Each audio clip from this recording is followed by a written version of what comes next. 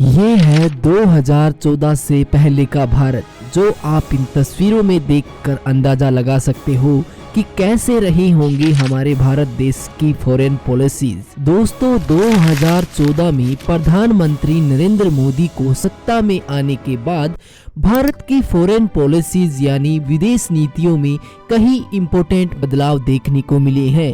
इन बदलावों ने न सिर्फ भारत की ग्लोबल इमेज को सुधारा है, बल्कि कई रणनीतिक और इकोनॉमिक बेनिफिट्स भी भारत को दिलाए हैं। आइए इन बदलावों पर हम सब मिलकर एक नजर डालते हैं। दोस्तों, सबसे पहले हम बात करेंगे नेबरहुड फर्स्ट पॉलिसी की। दोस्तों, मोदी सरकार ने पड़ोसी पहले नीति को बहुत महत्व दिया है। इसका उद्देश्य दक्षिणी एशियाई देशों के साथ मजबूत और सहयोगपूर्ण संबंध बनाना है। मोदी जी ने अपने कार्यकाल के पहले दिन से ही इस पर जोर दिया और उनकी पहली विदेश यात्रा भूटान की थी। उन्होंने सार्क समिट में भी सक्रिय भाग लिया। नेपाल, श्रीलंका, बांग्लादेश और अफगानिस्तान के साथ व्यापार और कनेक्टिविटी को बढ़ाने पर जोर दिया गया। अब हम बात करेंगे एक्ट ईस्ट पॉलिसी। मोदी सरकार ने एक्ट ईस्ट पॉलिसी को भी महत्व दिया। इसका उद्देश्य दक्षिणी पूर्व एशियाई देशों के साथ इकोनॉमिक और डिफेंस सहयोग को बढ़ाना है। प्रधानमंत्री मोदी ने जापान, वियतनाम, मलेशिया और सिंगापुर जैसे देशों के साथ मजबूत संबंध बनाए। इन देशों के साथ ट्रेड और डिफेंस सहयोग में वृद्धि हुई है, जो भारत के लिए बेहद ही फायदेमंद साबित हुआ है। अब हम बात करेंगे strategic partnerships with major powers. दोस्तों, अमेरिका, रूस और यूरोप के साथ रणनीतिक साझेदारी को मजबूत करना मोदी सरकार की प्राथमिकता रही है। अमेरिका के साथ डिफेंस और ट्रेड संबंधों को नई ऊंचाइयों पर ले जाया गया है।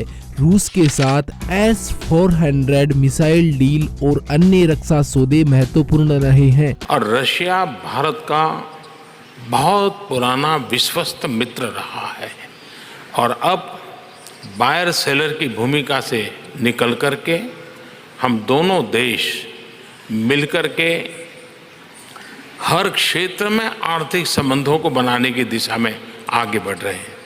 वहीं यूरोपीय देशों के साथ भी तकनीकी और आर्थिक सहयोग को बढ़ावा दिया गया है। International organisations and forms.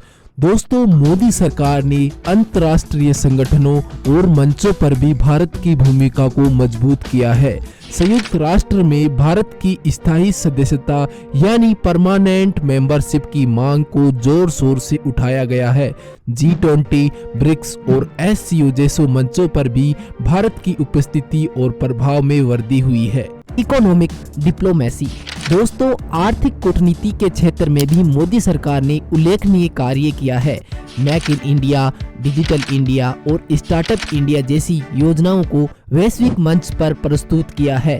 इससे विदेशी निवेश में वृद्धि हुई है और भारत को एक निवेश गंतव्य के रूप में स्थापित किया गया है।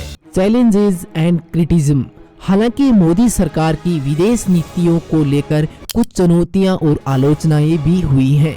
चीन के साथ सीमा विवाद और पाकिस्तान के साथ तनावपूर्ण संबंधों को लेकर सरकार को आलोचना का सामना करना पड़ा है। इसके अलावा कश्मीर मुद्दों पर भी अंतर्राष्ट्रीय मंच पर मिश्रित कमेंट्री मिली है। दोस्तों, कुल मिलाकर मोदी सरकार के कार्यकाल में भारत की विदेश नीतियों में कई सकारात्मक बदलाव देखने को मिले हैं।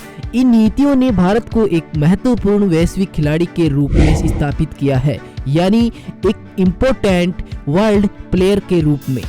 आपको इस विषय पर और क्या जानकारी चाहिए? अपनी राय और सुझाव नीचे कमेंट बॉक्स में जरूर बताएं। अगर आपको यह वीडियो पसंद आया हो तो इसे लाइक, शेयर और सब्सक्राइब जरूर करें। धन्यवाद।